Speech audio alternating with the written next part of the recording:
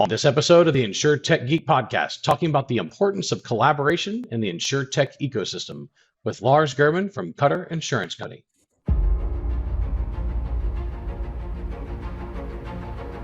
The Insurtech Geek Podcast, powered by JB Knowledge, is all about technology that's transforming and disrupting the insurance world. We'll be interviewing guests and doing deep dives into specific tech we see changing the industry. We're taking you on a journey through insurance tech, so enjoy the ride and geek out. And we are back with another episode. My good buddy, Rob Galbraith. Rob, what's going on? Hey, James, how are you doing, man? Having a great day. How about you? Doing well. I finally, after some business travel and personal travel, just got back from spring break in Seattle and Portland with my kids. I was in London a couple weeks before that, but lo and behold, when I got back and got through my desk, I had a copy of Be Your Own VC on my desk. So there we go. I'm really thrilled, and it's a fantastic book. Highly recommend. So always love a good book. This one, obviously, in particular, of interest and importance. So yeah, congrats, James, again on the book. It's fantastic.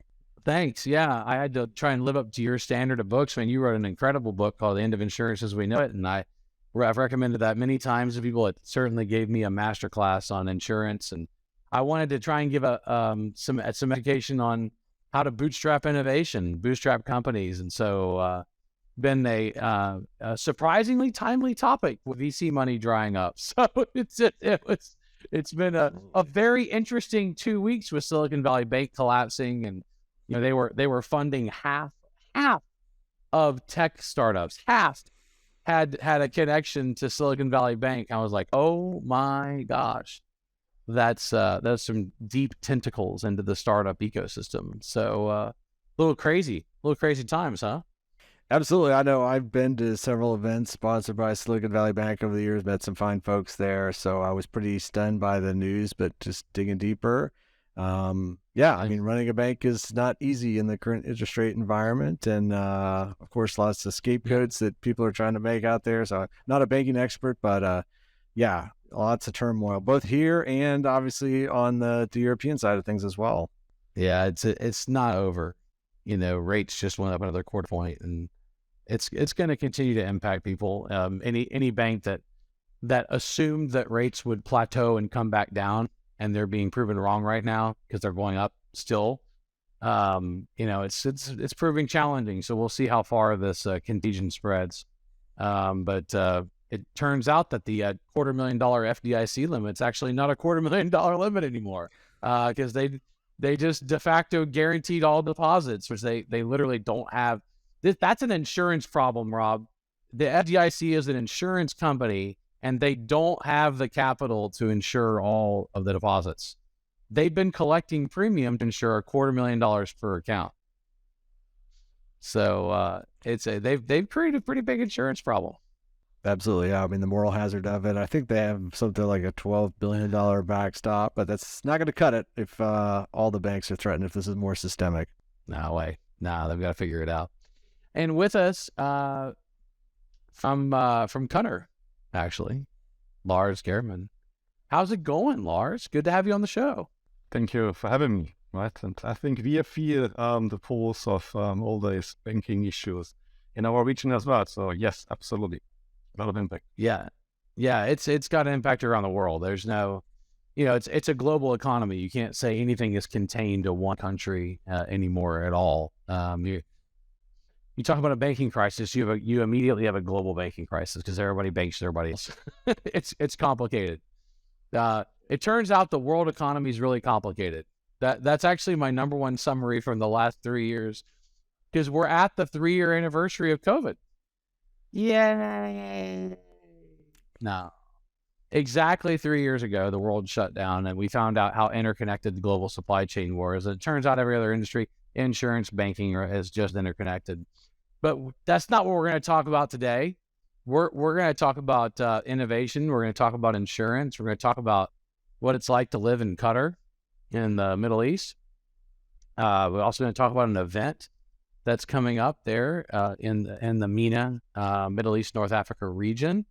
And with us today again is Lars Gehrmann. He's Group Chief Digital Officer at Qatar Insurance Company. Some pronounce it Qatar, Qatar, but my friends who live there all made me change the way I say it to Qatar. The company website there is qic-group.com if you want to check it out while you're listening to the show. Lars, let's talk about you for a second before we talk about your job. Where were you born and raised? In the eastern part of Germany. So I've seen a couple of changes in systems. Yeah. So yes, born there, raised there, and then moved to the western part of Germany. Then have many years in Spain, a couple of years in Switzerland, and the last almost 2 in Qatar. So tell me about the significance of November 9th, 1989 for you. Massive. If you have lived in the eastern part of Germany, then you have been old enough. I had at least an age, yeah. Not old enough, but at least an age. This was a dramatic change for everybody. And you still feel this in people. Really long ago, you still have this difference between East and West feelings and how actually you believe. And also, what is your perspective on the current political situation in Russia and Ukraine? Yeah, it's amazing how interconnected modern events are with past events, and it helps to have some historical perspective on those things. Of course, for the uninitiated, November 1989 is the day the Berlin Wall fell, and it really changed everything in Europe, re-architected Germany's future, and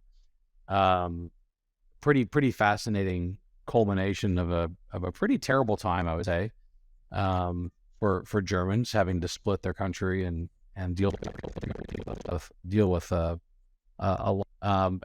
it's rare that you meet someone who lived in East Germany. At least for me, it's rare for me to meet someone who actually lived in East Germany before the wall fell. So it's nice to meet you. It's nice to talk about that. When you were growing up, now the wall fell in the middle of your childhood.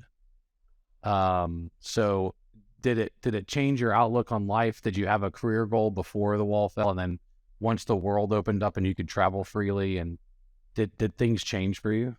It's really a long time ago, I have to say. We're talking 30 years. But nevertheless, yes, I still remember.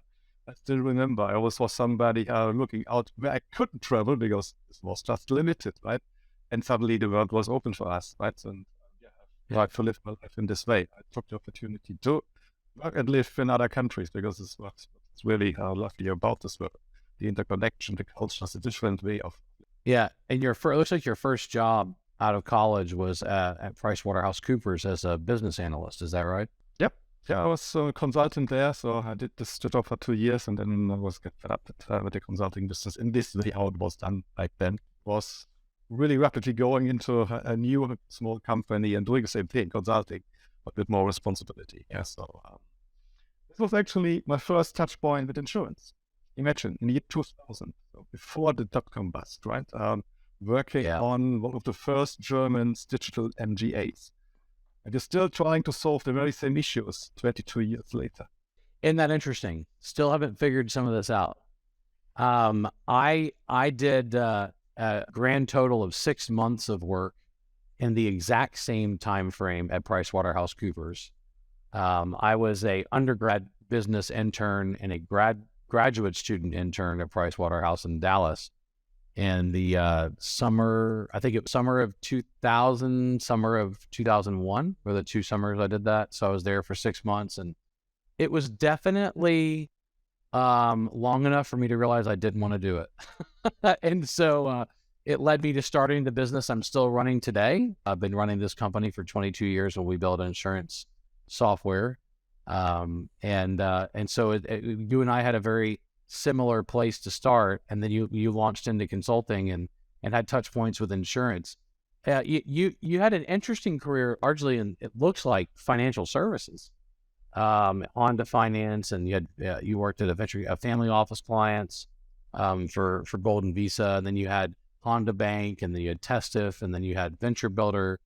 I mean, you've had quite a few steps along the way in financial services. When did things come back to insurance for you? Was it during your time at Zurich? Yes, so it was actually like this, right? I got out into the wider financial services, had a lot of fun. built a couple of own companies, some with good success, right, and others that didn't fly, right. And then in 2018, I got a call from somebody, Zurich Insurance, that wanted to change the way how Zurich Insurance works in terms of new digital things. This is me. I'm digital entrepreneur. I look for newer challenges, how we can do things differently. This was the call back to the insurance. I had a good time over there for years, something like this, and then moved on. So, what path? You can fast forward. We don't have to go through every stop on your resume because I really want to talk about what you're doing now. But your path to your current job, which is Group Chief Digital Officer, for the Qatar Insurance Group, what led you back into insurance, and what led you to Qatar Insurance? And back in insurance is basically my passion for doing new things. And, I've built companies in different sectors, right? Automotive, with Honda, we built a bank, a digital bank in Spain. I had an education app company. I have a fashion app company. So I did a lot of things. I've learned a lot of things on how to get startups to succeed. Made my own mistakes in this process in the last years. And really coming back into insurance was this challenge. Can you work in a big corporate and trying to bring the background of startups into this big corporate and do new things? It's what brought me back. It was not really the call back to insurance. It was, wow, this is an interesting challenge for me, right? Combining corporate with startup mentality and doing this kind of innovation. So this also brought me back to insurance. So I think we had a lot of fun, a lot of really interesting projects in different continents and different people, amazing stuff, right? That if you have been working on startups more in the European sector, being exposed to global opportunities, so this was really fun. But also realized this is a tanker that was too big for me to really have a lot of fun. I had fun, but not enough fun. So it was time to move on to something else, right? And there's something else I said, okay, I have done that many things already, so I was really happy about what we could do in insurance again. When the call came from Insurance Group. It's a different setup. It's obviously a smaller company, but Qatar Insurance Group is a leading insurer in the Middle East. Number 1 in Qatar, number 4 in UAE, number 3 in Oman. And we do 60% of our business in the UK through a reinsurance and a Lloyd's syndicate. So really interesting international setup. And coming back to the ecosystem here, there was really a nascent ecosystem. Like a lot of ideas are flying around in the Middle East. So this was, I think, the right setup for me. A company that is willing to do new things, has the size to do new things, in an area where not much is done in the last years. Attractive. It's all about new things for me, building new companies. And what is that? Let's talk about Qatar Insurance Group, and tell me about the company and what the major lines that rights are. Like what does it do? And what do you do? Because your job title is really pretty broad reaching and could apply to a lot of things inside the company. So what does the company do and what do you do inside of it? Qatar Insurance Group is really a full stack insurer. So we are in the Middle East, mainly around the P&C business, retail and corporate. We have a strong footprint in Qatar and the UAE on health and the life. We have a reinsurance business, which people in UK know us quite well. We have a really good Lloyd's syndicate. So it's really a little bit of all, but this makes us quite diversified and opportunities to work on many things. My job is rather not doing IT stuff, but again, looking into new digital business models. How can we build new things that help us in the future to grow in different business models and different revenue streams? How can we partner with other companies to build faster and get more reach? So this is what I do in Qatar Insurance Group. So less digital transformation, do this a little bit and influence, impulse giver, right? But really about new opportunities. Yeah, you say build things faster. Give me an example of something that you want to build faster.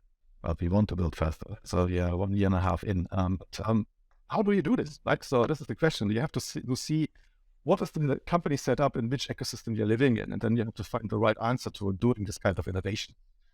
We found our way would be what we can now call digital venture partners. Built a unit that compromised its own venture studio a team and he looks into new business models, test this business model out and get them out. We have 2 ventures right now in stealth. Let's see that we hope to get them out during the summer. Yeah. So this is one. Then obviously, you want to help the ecosystem and the ecosystem to help you to build faster. So if a small CVC unit invest into Insurtech, that do this, right? Help us to build faster, enable the distribution. And if we can help and grow with other Insurtechs in the different sectors that we are not in, then this is fun as well. So this is our approach. This is how we are getting out. We are 1.5 years in, right? So still a fun time, right? A lot of concept, strategy, getting things done, hiring the right people. We have a green team with us. All the support we can do, we can get trying to build. In looking at your website, you got quite a few different. You have personal insurance with a lot of lines, boat, motorcycle, home, travel, car. You have business insurance, property and casualty, marine aviation, energy, motor fleet. I mean, you have a full claims department. So, I mean, there's quite a few lines. There's a lot of room for you to experiment and play with in this company then. Yeah, absolutely. Right. There's more room that we have actually energy and possibilities right now, capabilities. So we're looking into, I mentioned about those 2 stealth things. One is in digital health. So this is one of those areas where, not rocket science compared to what the things that we are doing in Europe and the States and Asia, but nevertheless, there's still a couple of areas that are missing in the Middle East. So we're working on this. How can we use technology to reduce the claims ratio to have better service and enable new kind of propositions that tech actually help us to get out in the business. And we look into cyber. There's a couple of interesting plays in the States, in Asia and Europe. We haven't landed yet in the Middle East. Yes, the question is right. There are that many things that we actually could work on, but we cannot. And we will not be able to work on all business lines in the future. So we have to focus. We focus on those 3 points. And on the others, I cannot wait.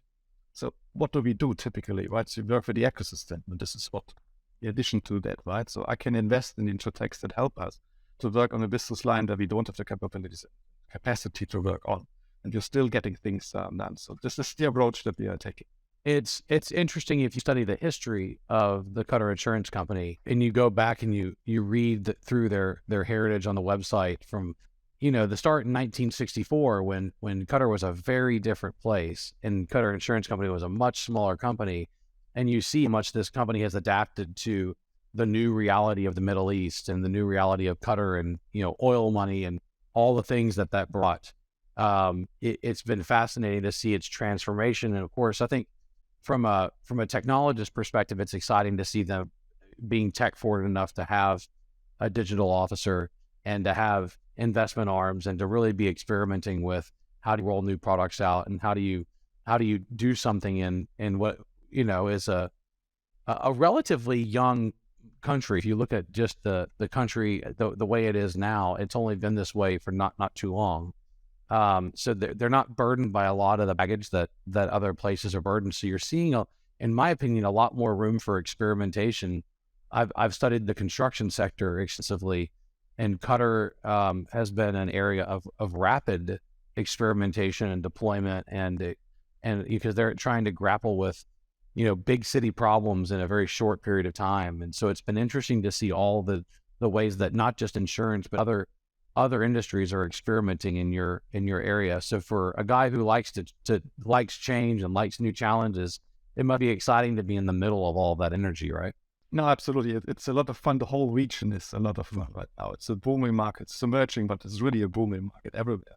A lot of people coming into the region, which gives the opportunity to just do new things. And yes, we have this big poster in our office where you look into the desert and there's one building that is constructed. It's our building 30 years ago. There was nothing, right? In the meantime, you have to see the images of the World Cup, right? There's Doha, there's West Bay, all the skyscraper. There was nothing. There was our office, right? So it's like, wow, what happened in the last 30 years? I was not there, right? I'm 1.5 years, almost 2 years in. So it's just amazing what happens over here in the region.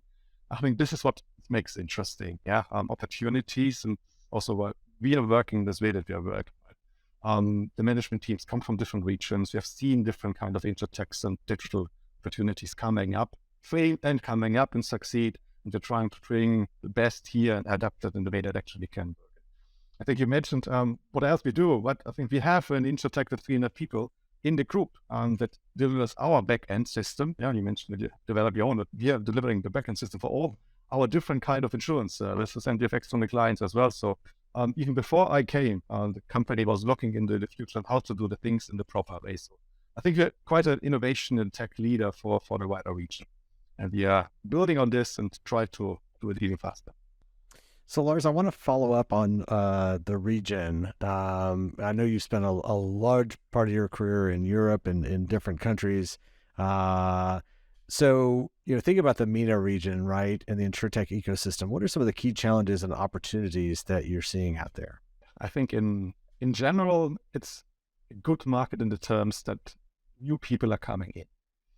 So if you have new people coming into those different countries, there's always room to sell something in terms of insurance and other services. It is a challenging market because you have an 80 or 90% expat population, at least in Qatar and UAE, less than Oman and Saudi, but nevertheless, there's a lot of expats in there, which makes it challenging in terms of propositions. Because you could have one proposition that fits all, but this never works, right?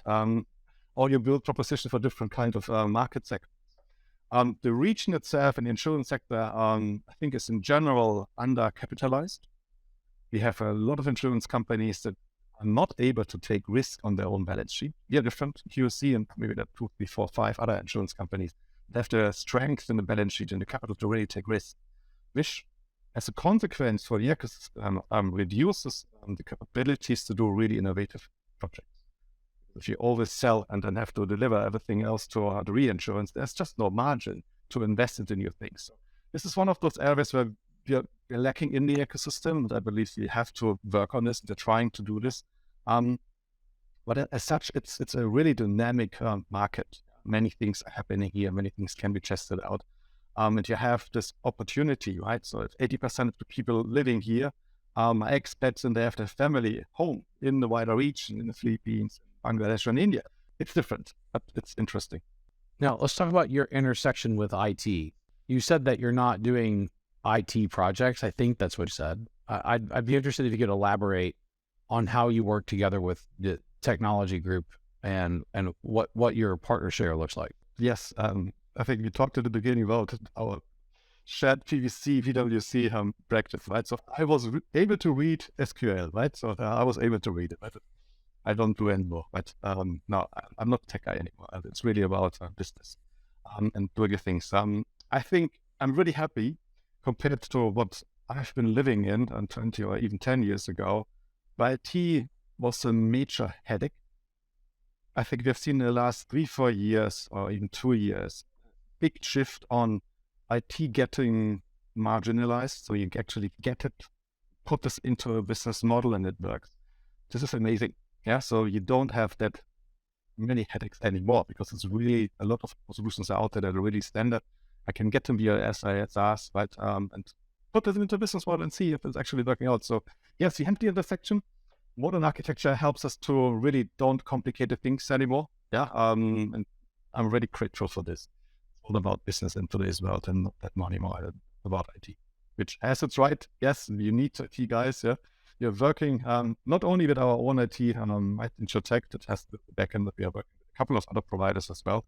You just have the best solutions for the problems that we want to solve and get them in and connect this with the interface and APIs, and then. Yeah. So are you a customer of IT in your digital group? Yes.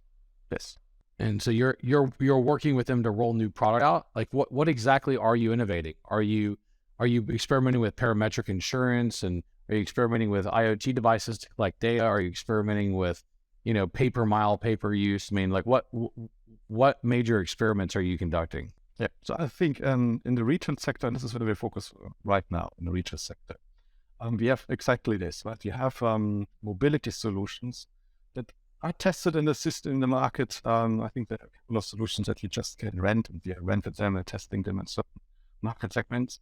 Using data to do better proposition for certain market segments. This is, I believe, we are strong and we have the background on how to use it and analyze it. This also requires that the underwriters understand how to work with this data, which is something that I believe we are not really strong in the wider region, right? It's still, as we talked about in the beginning, it's all about standard business, standard product. One product fits everybody, right? And you're coming now and saying, no, take the small product for this 10% of the market segment, and actually everybody's happier. So yes, we're working on EV, electric vehicles propositions. I think there's a couple of the writing tools that are not really done in the proper way here in the Middle East. And we look obviously on health, but health is everything around data. Yeah. How we can be tracked and how the data that is tracked about us can be used to help us to live healthier even longer, right? So we're doing this. And how do we do this? Well, we have interesting companies, tech companies in our region that we partner with, but there are also cooperations with companies like Prefina in the States that help us to do crazy stuff. Yeah, so we like to bring this kind of innovation into the region and go to the next step. So Lars, I want to ask you about a couple of groups that you're involved with and you've started. So I know at Qatar Insurance, you guys have started digital venture partners where you're building your own Insurtech. You alluded to that. So I'd love to learn a little bit more about what that looks like and you know, what's the vision for that. And then also I know you're a co-founder of the MENA Insurtech Association. So that's going to involve a lot of capacity, VC, Insurtechs, the wider ecosystem going beyond, right, just your own company and really speaking to the region. So we'd love to hear a little bit more about each. So yes, Len, thank you for the question. So yes, digital venture partners is what we breathe every day, right? The team is looking into new ideas, test those ideas in the market. It's like you would test ideas, right? So growth hacking, you put a landing page out, you see the is there interest or not interest, right? You find the right tech provider to really provide a solution if there's enough interest. And then the challenge starts, right? How do we get this insurance product out? Because yes, you have a certain market segment, but then you need internally to put it on your own balance sheet, which is in our case fine. But many others, Insurtechs actually have to pick the doors and say, hey, who's willing to take the risk? And we came to the point where we as venture partners did this, also working on a couple of propositions that we are not able to take on our own books. Right, so I have to do the same, the knocking on the doors on our side as well. So we do this. Yeah, we're building this kind of style ventures and we're investing into Insurtechs, but seeing the limits of the ecosystem, and I think the limits in our region are not similar. They're the same, but I think we have a different variance. I think we have a lack of fronting and capacity providers in the region. I think regulators still have to catch up on what tech means and new business model means. Yeah, we also have, at least in our region, the VC capital is there, but everybody understands Middle East has money, but VC money doesn't really understand what insurance means. Yeah, because there's a difference, and you know this, I know this, right? Our team knows this. There's a difference in investing in insurance and investing just in financial services or in some other products. So you need to understand what are the limits, right? And then I think on top of this, the challenge is that we haven't seen many Insurtechs being successful in the Middle East in the last years. And as a consequence, we don't have enough talent. This is what is missing, right? If there are more Insurtechs that are there, and even if they fail, right, you build talent and the talent does the next thing. As we don't have many of them in there, we don't have the talent to test out the new things, right? On top of this, we have really small countries. I don't want to get too close to this, but finally, compared to the States, 350 million, or to Europe, 350 million people, they're small states, right? 3, 6, 10 million. Saudi is a little bit bigger, yeah, but this is what we're having, right? So if you're building a proposition, you need from the day one, think about how you can scale this across the border. In an ecosystem that works totally different, you need local partners to make it fly. And I think what I just mentioned are the limiting factors in the ecosystem. And this is why we actually putting the MENA Insurtech Association out, which is a networking organization that is trying to solve those factors by connecting the different dots of the different partners to make more things happen. Yes. So let's talk about the most. Let's kind of close up the conversation talking about exciting projects. What's the most exciting innovation or project that you can talk about that you're working on right now? I believe really exciting. We are excited about two things: digital health. Yeah, and yes, there's the state health thing that everybody does, but can you work and build on data and new propositions? Yeah, and this is something that is quite unique in different ecosystems. It's unique to our challenges, health challenges we have in the Middle East. So we're really excited about this. Precision health is something where you can do kind of different models in insurance as well. So this is one area where we're really excited about. Yeah. Having a scan on your face and have the variables of your health by the scan of the face. Right? Yes, it's some sort of FDA proven, but some others still not. But if you think this through, in the next 2 years, what will happen? There's just a kind of totally different experience, user experience on how health will be delivered. And this means it's a totally different experience in insurance as well. So we are working on this, and a couple of other insurance companies are working on this. I'm really excited about health in general, not only in the Middle East, globally, but in the Middle East, we have our own challenges. I'm excited about this. Also, how can we, I mentioned this before, we deliver for the people that are living in our countries, but their families outside our countries, right? This combination is really an interesting area. I think it's one of those areas where we're talking about the immune Insurtech associations. We want to enable that 75% of the people living there have at least access to digital insurance. And these propositions. I think the other thing that I'm really excited about is I've seen this primarily in the States, we've seen this in Asia, a little bit in Europe as well. A proactive monitoring cyber insurance, where you don't have a paper form to fill out, and then you see what they've done in the past and actually scan the companies, see where they're right now, see how fast they are patching, calculate the proper underwriting risk that you are taking, and building a proposition that works. At least we are one of the regions where we have at least the highest ransom payouts compared to the rest of the world, right? We don't have a proper cyber insurance yet. So we're working with partners on those things. There are a couple of players doing similar things, but it's about doing it right and have capacity and in the proper way, right? So those are two areas where we are really excited about. And again, all data and how we can use tech to deliver a different kind of user experience. I mean, it's really exciting. But on digital health, like when you're talking about digital health, I didn't see health insurance as a line that you guys offer. What area of your business is that going to really impact? Yeah, no, it is. Yeah, so yes, you have seen right on the website, you don't see it anymore, but we are founder of Qatar Life and Medical Life, which is leading health insurance in Qatar. Yeah, it's now IPO'd 2 years ago. This is why you don't see it on our page, but it has been built out of QOC. So yes, this is our partner, client, venture partner, and doing this. So yeah, we are reaching a good chunk of the Qatari population with this health insurance. Yeah, and this is why it's a good natural start to get new things. Gotcha. Understood.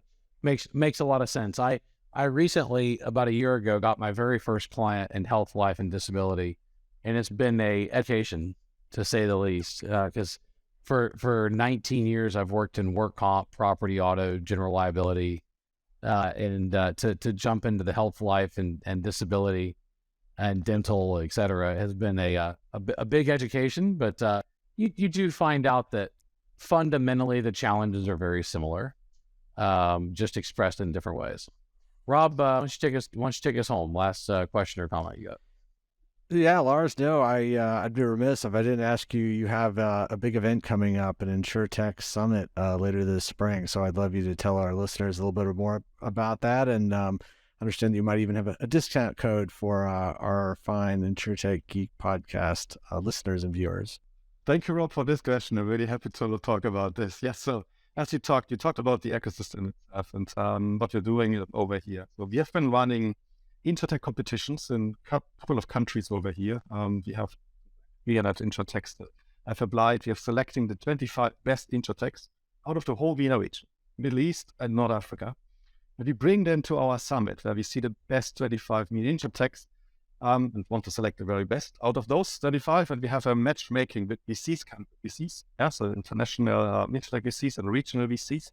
And we have capacity fronting matchmaking. Second day is a knowledge conference, Insurtech knowledge conference with international speakers coming in, the regional ones coming in. So this is the event that we're doing. 20 to 22nd of May, 3 days event. I would be happy to see you all there, either on site or online. We have a streaming service with us.